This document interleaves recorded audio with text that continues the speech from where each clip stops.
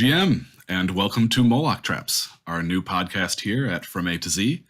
I'm Z-Fi, this is Zombie Shepherd, and we're excited to be bringing you this new show in collaboration again with BanklessDAO and its audiovisual team.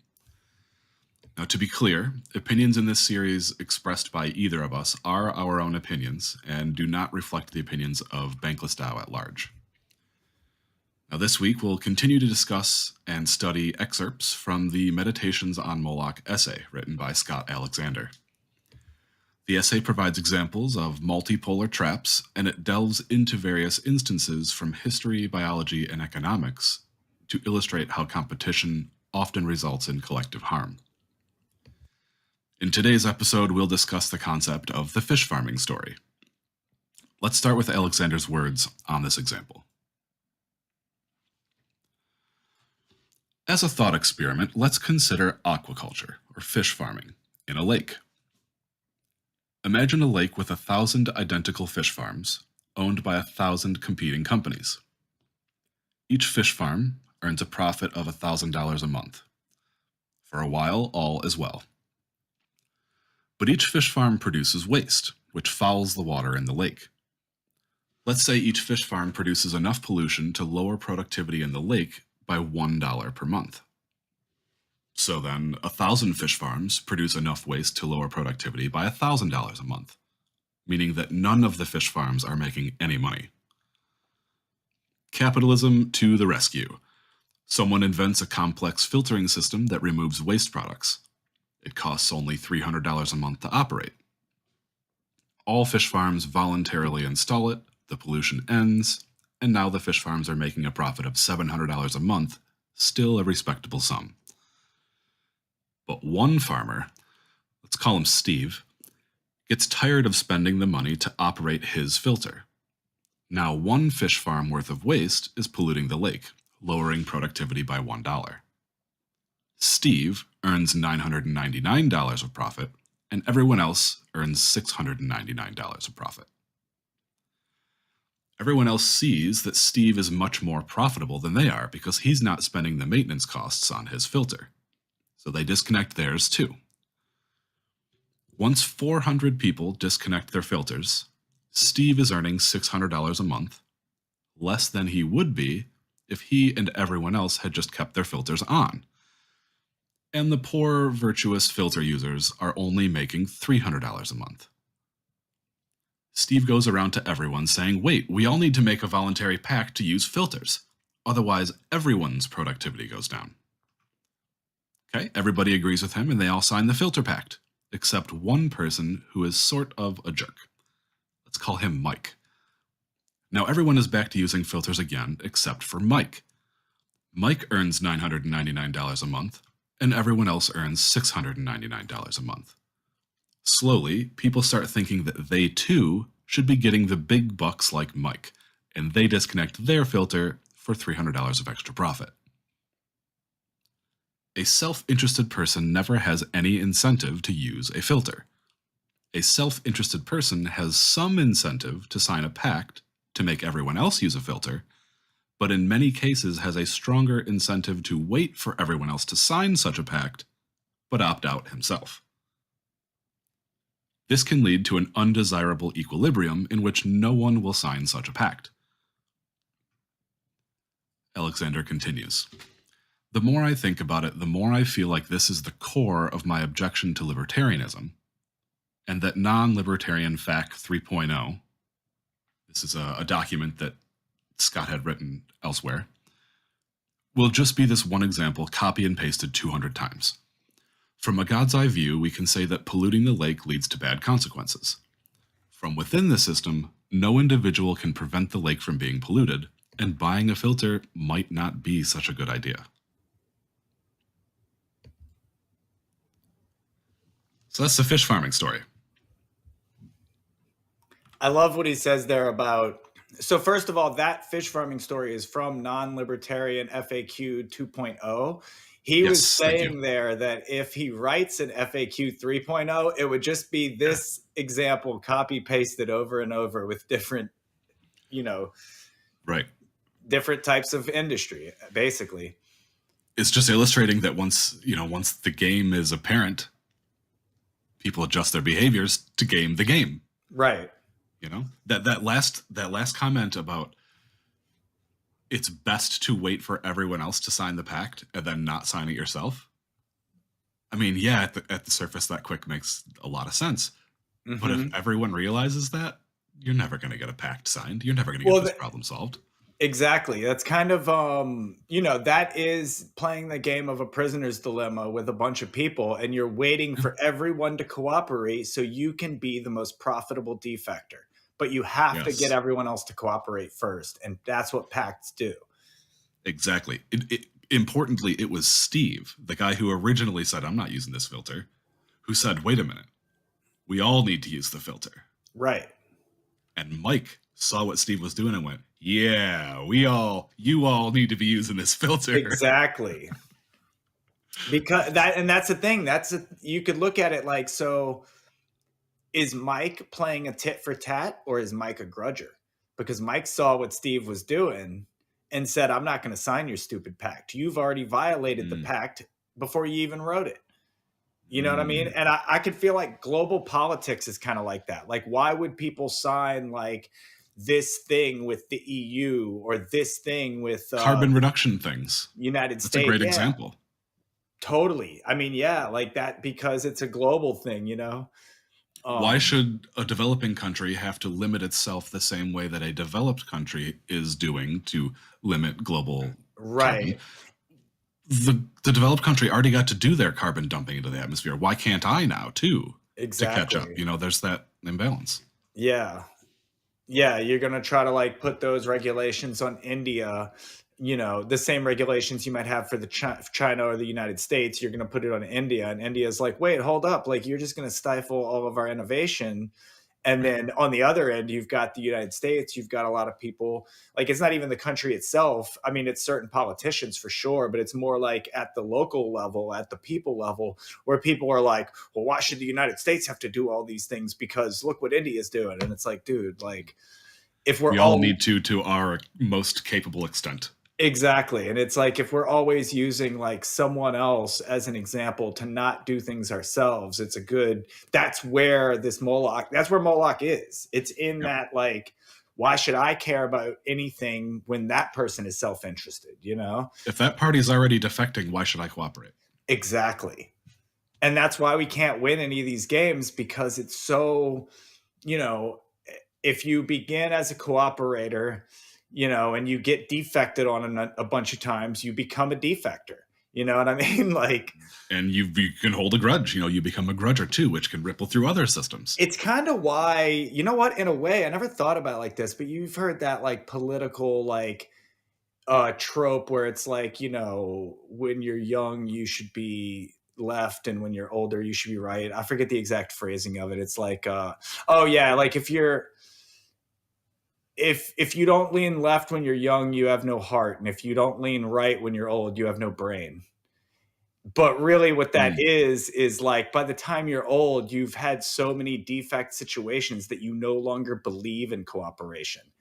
And that's why, like, that's the world that, like, the boomers are living in, was a world where there's no such thing as cooperation, because everything that's ever been said in their lifetime has been walked back at some point. So they don't believe anything or anyone. And yeah, that's real. All of a sudden, this is all like, right. This is hitting me hard, because I admit I feel these feelings sometimes. There are times like I just started a new gig at Domino's, and customers are a thing. What's funny? Customers. The funny thing about that is I saw a thing too, that customers are a thing, and so is traffic. But you know what the funny thing is? You are traffic. Yeah. You are customers. And we always look at the other person as the bad guy, not realizing that we're the other person to everyone else. There's a bunch of customers and it's chaotic in the lobby and everybody's fighting over their pizza because, well, shoot, this company creates a product that people want. That's our fault, But for me, this whole example brings a lot of the similar ideas of the tragedy of the commons. Mm-hmm. I think more people are going to be familiar with this concept. And for those who aren't, it's just like this particular example really focuses on the capitalism piece. But the tragedy of the commons is more of a zoomed out, broader view of if you have a shared resource that many people are allowed to benefit from, like the no lake one is going to or own the environment as a whole. There you go. Air quality, fish in the ocean, the lake pollution. There's all sorts of examples for this. But if you have a shared resource that everyone can use, but no one's really responsible for maintaining or upgrading or fixing or, keeping it a usable resource, then no one's going to. Everyone's going to extract their little bit, and all of those little bits are going to add up to either destroy or deplete that resource. Right. In this fish farming example, all of the waste from the fish goes back into the lake and makes the lake an unusable place for fish farming. Puts 1,000 fish companies out of business. In the original example of the tragedy of the commons, it's viewed as a shared pasture for grazing. You and your neighbors all have a few livestock. You let them out into the field, they graze.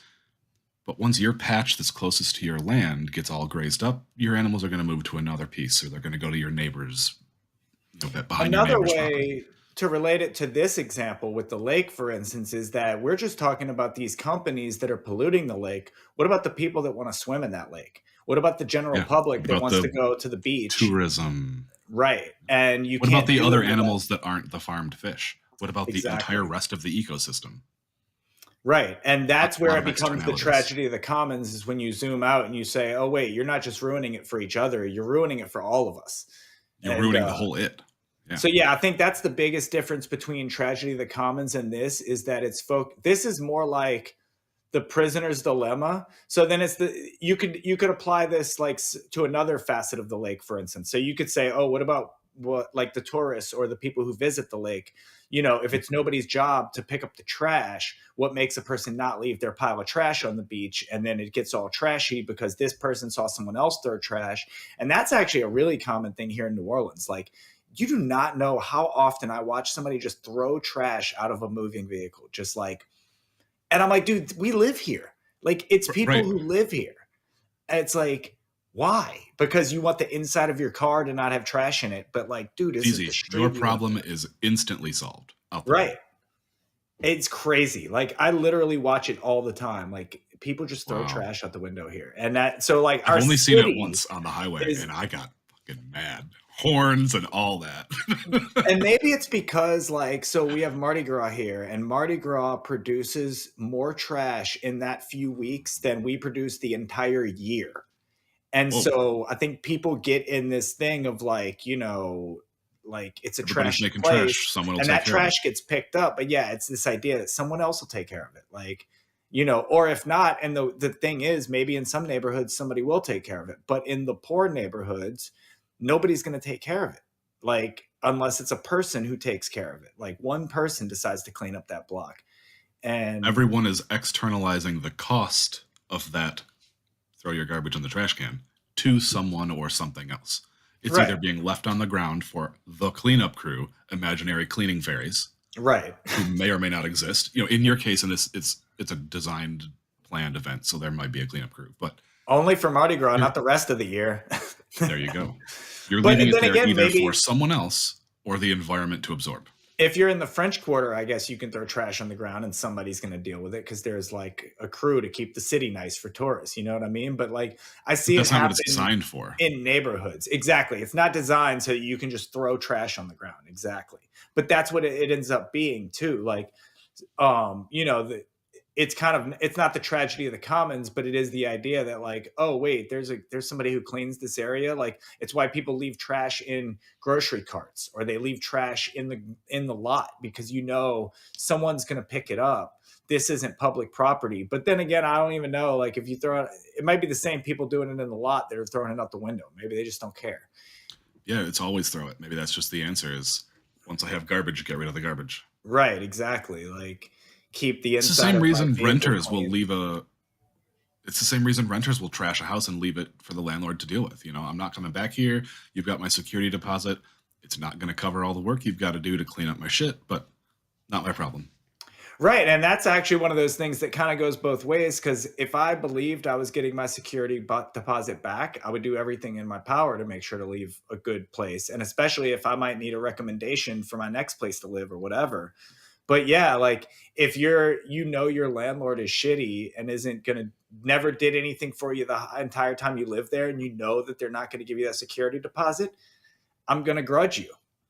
Yeah. You were a terrible landlord, and I'm going to leave you with a pile of trash to deal with and some holes in the wall and whatever else, because what can you do to me? You're not giving me my deposit back anyway. I've already lost everything. Yeah. Right. Like there's nothing, the only thing I can do is make your life hard. Which, might feel good or whatever, but again, it's not cooperating. You're a grudger. You are defecting by making that choice. And that's something that I think people don't realize. Like what I was saying earlier, like about the political thing and about how people change with age, it's that in like social instances too. Like this idea of cooperate and defect, it's a good thing that was the first Moloch trap discussed, because cooperate and defect are the basic binary of all decisions in a sense, so in the game theory, at least. Yeah. Well, I mean, just even in life, like if someone says, hey, can you help me with this? It's yes or no. It's cooperate or defect. And the reason why you decide to cooperate or defect is entirely personal. You know what I mean? Like maybe you don't have time. Maybe your reason is justified. It doesn't mean that I can't help you now because I'm going to work or whatever. But in a lot of cases, it's just, I don't want to help you. So no. And that type of defection is perfectly acceptable, but we don't realize the long-term effects of never helping other people. And, I see this in a lot of like, because of jobs forcing you to always say yes to things you don't want to say yes to, we've kind of roped this idea of what jobs and capitalism does to us with the same way we treat people in the streets. And you know what? I'm not being paid to help you. Like, I don't know you that well. You're not my friend. You're not in my direct circle. So I'm not going to extend that branch. And then there's so much writing now that says, well, you don't have to. There's nothing that says like we're teaching kids now, like you don't have to share. And maybe that's positive for certain reasons, but maybe there's also a negative implication of like telling, like, if you're not giving them a good reason why they're not sharing, you know what I mean? Like it goes both ways. I could see why a kid asking you for a toy can be like, you don't have to share with this kid. But on the other hand, it's like, do you want to make friends? Do you want to be more like, these other... That's all the guidance. That's the guidance piece. Right. Yeah, so what I was really saying is that like, it ends up being all of these instances over time that build up whether you become a more defect person, where like in relationships, you don't trust partners because you've been cheated on so many times, or in business deals, you don't trust anyone because you've had people steal money from you, and you become a grudger. And you never think about it in that way because you think, oh, I'm a cooperative person. I'm a nice person, but I have to stand my ground. And you don't see where defending yourself turns into going after other people or actually spiting other people for things they're not responsible for and didn't do based on your past experiences. So it's like almost as you grow older, you become a permanent defector because you don't trust anything. It's cynical and put your walls up. That's what cynicism is. It's 100% saying, I don't believe anything. I don't trust anything. And yeah, you can, I think there's definitely a line, like you don't want to be screwed over. You don't want to be overly optimistic and say yes to everybody and everything. You definitely have to have like autonomy but like not turning into a cynical person over the long scale of things because of the amount of times that you've had to deal. Like being able to be a cooperative and trusting person late into your life is such a blessing. Rare. You have to put up with a bunch of nonsense for your whole life and still keep that it's better to cooperate mindset. Yeah. And in a lot of ways, if you think about politics, like politicians are literally people who have to, no matter how they feel, pretend to be cooperative all the time. And that's why we look at them as so vapid, because we know that you can't possibly be yes to everything. You have real feelings. It's all transparent, empty promises that are it there comes to out get in your reelected policy. in the short term. Yeah. It comes out in your policy and the undelivered promises. But yeah, like going back to this whole thing, like to me, the fish farming story is essentially the prisoner's dilemma as applied to specifically capitalism in a sense. And it's a great example where there's a group where prisoner's dilemma is just the two people being pitted against each other. This is a great example of 1,000 people all having to work together or all losing together. Exactly. Yeah, or what? And I mean, that's in the example. So in reality, if there were 1,000 fish companies and a lake, it would actually look very different because their profit margins aren't all going to be the same. Plus, there's other games they're playing, like who's doing more advertising and selling more product, who's got cheaper trucks and cheaper, a line on cheap fuel and whatever. Like there's going to be other who's doing mass production, who's got the largest fish farm. They're not all going to be the exact same size. Who's got the better employee package and the happier employees that are doing more work and more productive, or on the other end, who's downstream, who's exploiting their employees or their whatever so much that they're able to make money hand over fist no matter how bad they treat people. Like there's so many other factors that go into making these profitable businesses that this example is just, well, how do we treat the fish filter? But there's so many other games that everybody's playing at the same time. And if you're, say, maybe Mike is the guy who's losing at advertising. So he's turning his filter off because, hey, look, I can't sell enough, but I can only definitely way to break even. Yeah. Exactly. I can beat you at this game if I play a different game. And that's why all the people choosing to cooperate with the filter they know they're going to make money either way. The people not cooperating are the people who are like either grudgers, I don't want to cooperate, or I can't. If I cooperate, it's actually going to make me an unprofitable business. And I think states recognize this because the typical response to something like this would be regulation. We've got a new law. If you're farming fish, you have to use a filter, and we're sending an inspector around to verify. Yeah. And the unfortunate side effect of this a lot of the time is that the big companies survive. The mom and pops go out of business because they can't afford the filter. They can't maintain the filter. Mike's out of business. Yeah. Right. He was breaking even without using the filter. And then the sad part is if it's a big company, they can totally cheat the filter system and then just pay fines because they can turn their filter off 90% of the time, only turn it on when somebody's coming around, make profit hand over fist. And then when they do get caught with their filter off and their pants down, they still make more money paying that fine and turning the filter off when nobody's looking. Exactly. We've got this big pile of profit we stacked up. We'll just pay your tiny fine and get on with our jobs. It's expensive parking spot. That's what I've said about parking tickets a lot of the time. You see people park in a space they know they can't park in, and they're like, well, I can pay $20 to park in a lot, or I can pay $20 to block this fire hydrant. It's 20 plus your tow plus the repo fee. Yeah. It's an expensive spot. Well, they don't always tow here, but sometimes people will take that chance of a $20, $40 parking ticket over like having to pay a $20 lot up the street because, well, I'm parked right out front of the building and maybe I get caught, maybe I don't. I'll take that chance. Roll those dice. I either pay $0 for parking or $40, but either way, like I'm parking here. You get away with it twice. You're breaking even on the norm. So yeah, there's an incentive.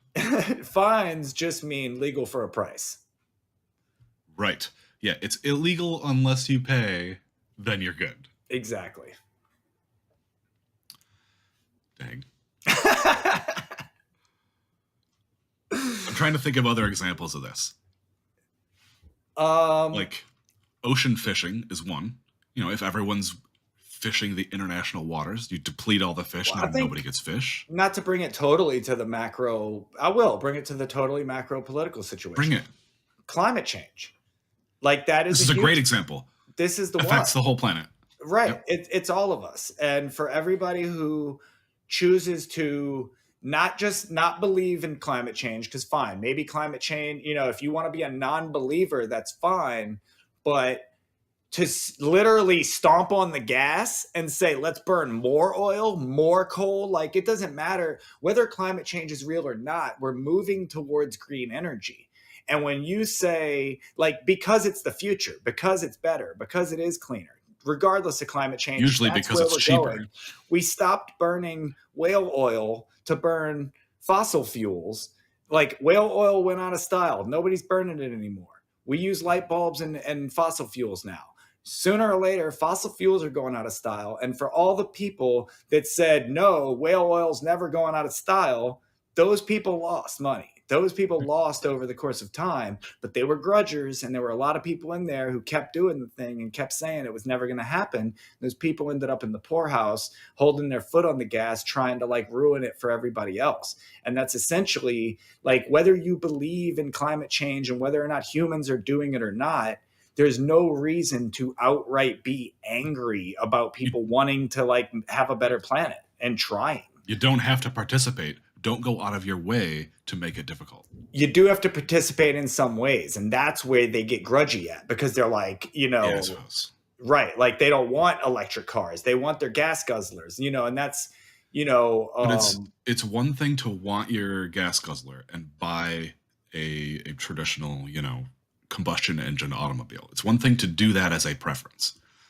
but there is a subset of people who will go the next step to take their gas guzzling vehicle to a Tesla power charging station and cut the cables or melt the connector and physically damage that unit so that those who chose the other option cannot use it. Right. You don't have park, to do that. On a more mild level, just park in that spot. Parking in the charger spot. Yep. Just being a jerk. You're starting off on defection. Or just for no reason. Revving and blowing smoke because you want to show people like, my truck has black smoke and it blows everywhere. You know what I mean? Like, cool. There's a lot of like anger in defection. People don't just defect and do what they want to do all the time. Some people actually go out of their way to like, bang your chest and defect publicly and make a big scene about how, look at me defecting because it's better for some reason. Right, because I'm just not going to play along with your game. I'm not going to cooperate.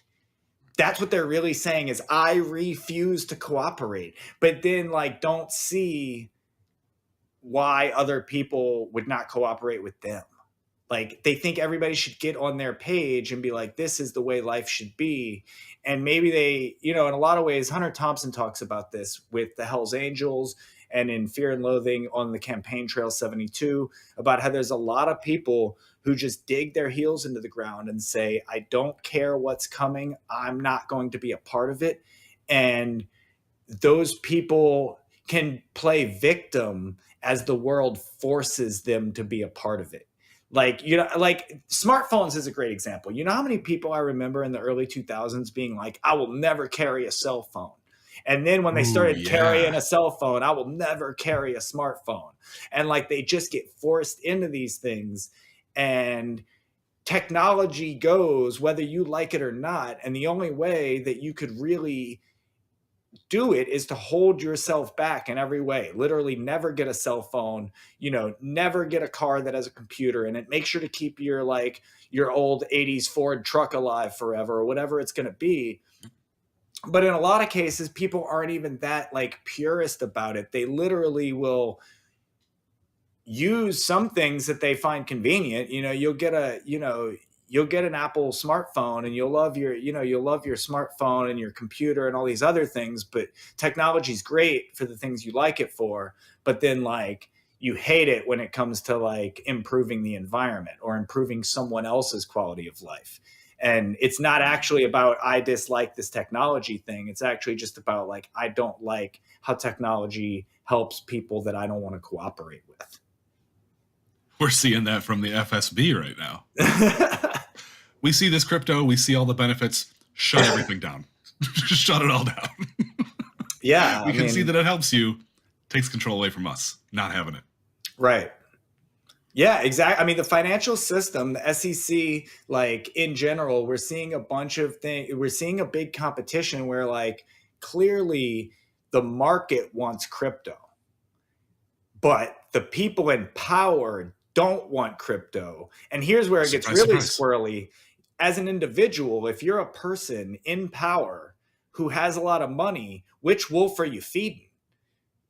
Are you feeding your authoritarian wolf that keeps your power, or are you feeding your pocketbook? And that's where Moloch comes in, because Moloch is going to win the the crypto trap or crypto I game. kind of think that, yeah, eventually you might keep playing the authority game as long as possible, but you're probably secretly stacking.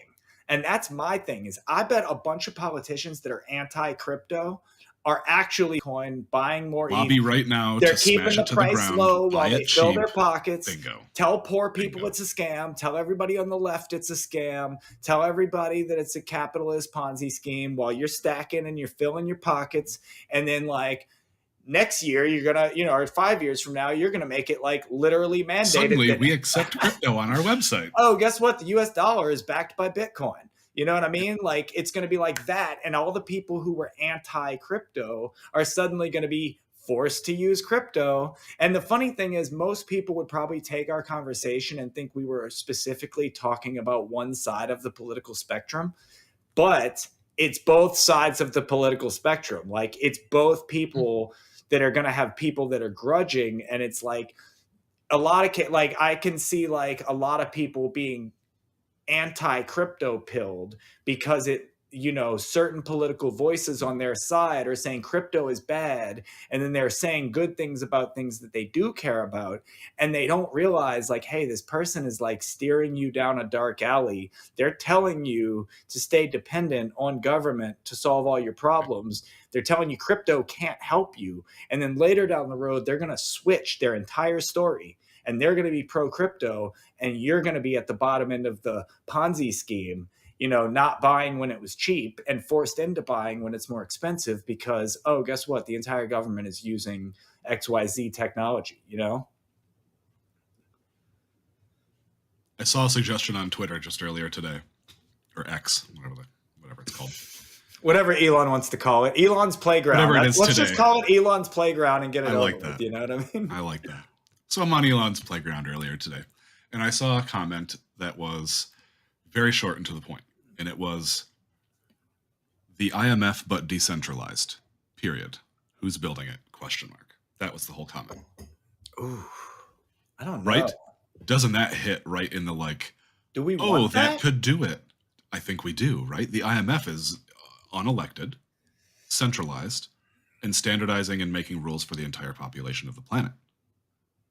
They're telling countries what they can and can't do with their own money or other currencies. I guess the reason I'm worried about it is they may consider it decentralized. I don't think you can make a decentralized IMF because as it is now, the members of the IMF, probably consider themselves to be decentralized and not.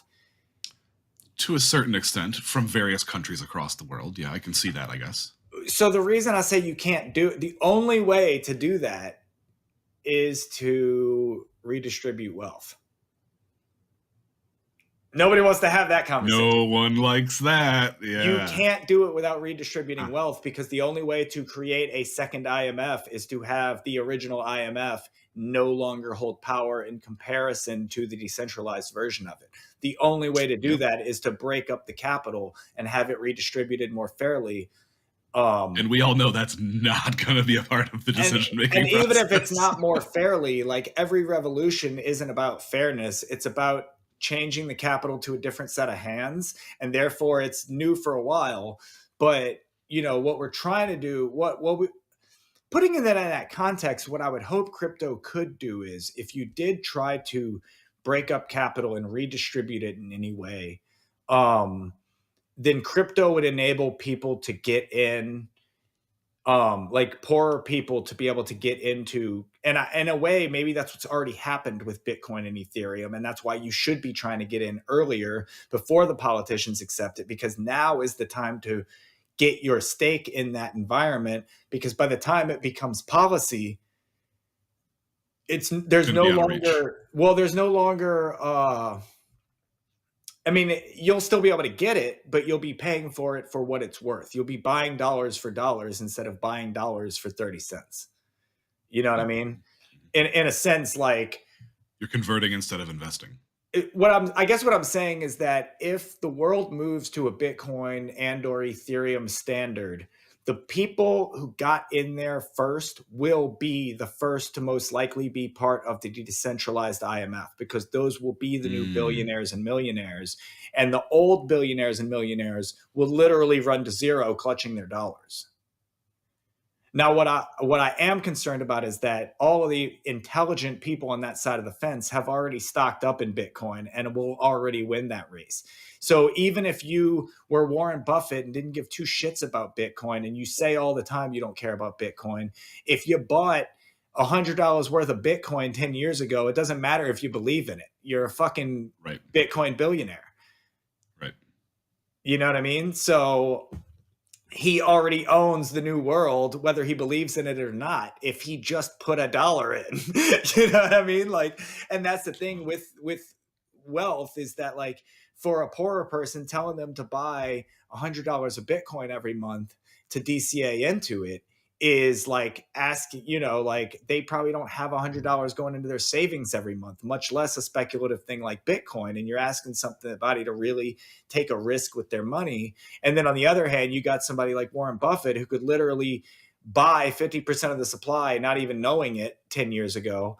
And then like, already be on that side of the fence. And we already see a lot of, you know, like, we already see that Elon owns Bitcoin, you know, Balaji owns Bitcoin. Like, I'm just blanking on names now, but all kinds of people who were already rich before crypto are crypto rich.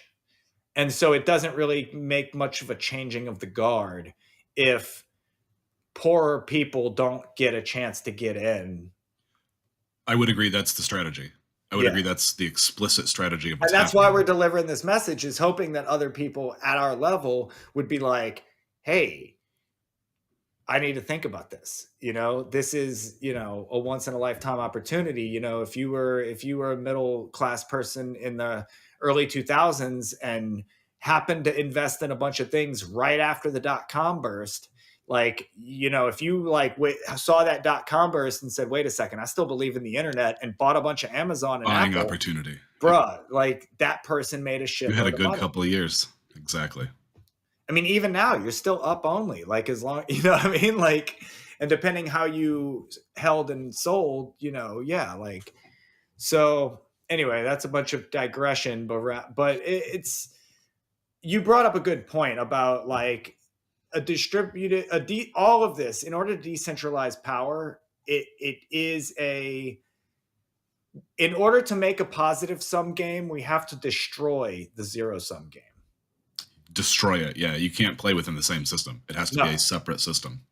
And we have to break it. Like, and that's what we're hoping, is that there's enough cooperators in crypto, and crypto becomes the thing that is inevitable, and the internet the internet and crypto together being inevitable is what can set us free from these nation state brick and mortar pieces of paper, because we can move faster and greater than they ever can. And the real thing that we've talked about before in other shows is that it doesn't matter how many laws you write and how many things you put on the books. It only matters what you can actually enforce, what you actually have enough manpower and court systems to enforce. Because if you can't enforce it, the law may as well not exist. And most laws exist to scare people into following the law. You're at a red light and there's nobody around. Could go through. No cop, no camera, no nothing. You could go through, but you're breaking that law. Here's a bit of a philosophical one there too. Like, this is a bit of a divergence, but like, it's almost an anarchy question. So like, on one hand, am I cooperating to sit at a red light where there's no traffic? Let's say it's 3 a.m. There's literally nobody coming. Yep. You can see there's nobody coming. It's 3 a.m. It's not like 3 p.m. You know what I mean? Like, obviously, you should be following all traffic laws when a bunch of cars are on the road. But like, that's why they're there. Yeah. Nobody else around. You're sitting at a red light. Is sitting at the red light the cooperative thing to do? And is it necessary? It is cooperative. But is it defection to run that red light? Because in a sense, the law is asking you to do something that makes sense in most circumstances, but it doesn't make sense right now. And That's a great point. That's a especially great the question. opposite side of it being, if you're in New Orleans like I am, sitting at a red light 3 a.m. could be dangerous. I was going to say the same thing. There were areas in my old city where you don't stop. Stop sign or not, you do not stop or you will be robbed. Right. And so that's the other part of it is sometimes cooperation can lead to, victimization. That's where we all started this anyways. You want to be cooperative as possible without getting got by a defector. Right. So I guess I answered my own question. That's it right there. Like, you know what? If it's dangerous, maybe cooperate with yourself and not the state, because you're going to end up victim to a defector. Yeah, right. Your crime of running the red light in the middle of the night is less than the crime of the person robbing you. So there you go. Yes. So yeah, I mean, do we have any closing points? Anything we want to get into to tie a bow on this? I mean, I think, like I said, I keep saying that this is the prisoner's dilemma as it applies to the market. And none of these games are ever going to be a one-to-one. It's always about stretching your imagination and seeing how does this apply to something? And as I said with the fish filter example or the fish industry, they're all playing multiple games. They're not just playing the fish farming story. They're also playing other, the advertising, whether to advertise or not to advertise, or whether to do BOGOs or not BOGOs. And, are you undercutting your peers? Are you minimizing your own waste within your production stream? Are you charging more or less for your labor hours? Yeah, there's too many variables for it to be just a black and white, right or wrong type of thing. And that's why the show is so philosophical, is just because we have to stretch the imagination so that the viewer can think of their own examples. And, if you have some great examples, I'd say put those in the comments. Get with us on Twitter, X, Elon's Playground, or Lens. Get at us on Lens. That's where we like to hang out. We like you over there. Yeah. I think my takeaway from this is just focusing on externalities. If you're reaping the benefits of a shared resource, be aware that there are always costs to what you're doing that need to be rectified or paid for somehow. Do your best not to externalize costs of any kind to other people, the environment, whatever the case might be. Really try to look at how you fit into your overall system as a whole and do the best to keep that system in tip-top shape. Another thing too. Oh yeah, go ahead. Oh, I'm good. Yeah, I mean, to add on to that, I think lead by example. You know what I mean? That's kind of what it comes down to with cooperation is it's like the golden rule we said before, do, to others as you'd have do unto yourself, but lead by example. So treat people good, and it should be the example by which the other businesses can be hey, that company's doing it right. They're doing it right by the environment. They're doing it right by their employees. They're doing it right by their peers and their competition. It's even those type of variables. Those type of variables can collectively add up to maybe now you can sell your fish for twice as much as your competitor because the customers you're selling to value the fact that you're taking care of your customers, value the fact that you're respecting your employees, value the fact that you're not trashing their playground lake. There's a perceived value in your product. There's the wording of calling people in the same industry competition. It's built in right there that you should not cooperate with people who do the same thing as you. That doesn't make any sense. Looking at every musician for the shareholder, as a competitor for me is a zero-sum game. And in a lot of ways, I think that's what Alexander is trying to say in this essay is that in a lot of ways, we say competition makes the best possible outcome for everybody. But what we're really seeing is that competition actually makes the worst possible outcome for everyone.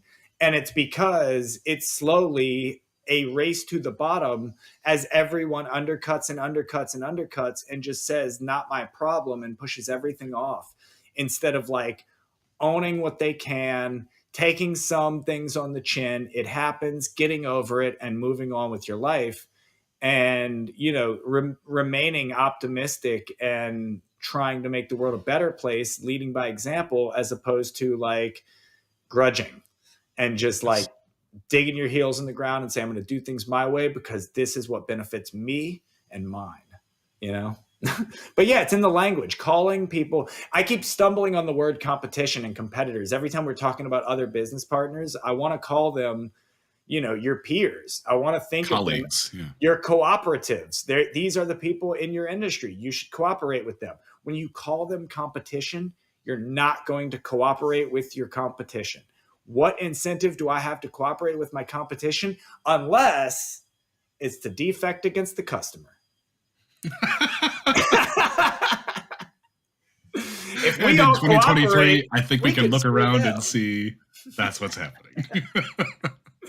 That's a great place to leave this one off, I think. It's also, I saw a meme about this with the government and billionaires. Like, it was a whole video with like the government saying, hey, you know, we need some help from you. It's like, don't tax us. Oh, no, we would never dream of taxing you. We're not going to tax you, but we do need you to like give us some money. And like, well, where do you expect us to get the money? And then they look at the audience.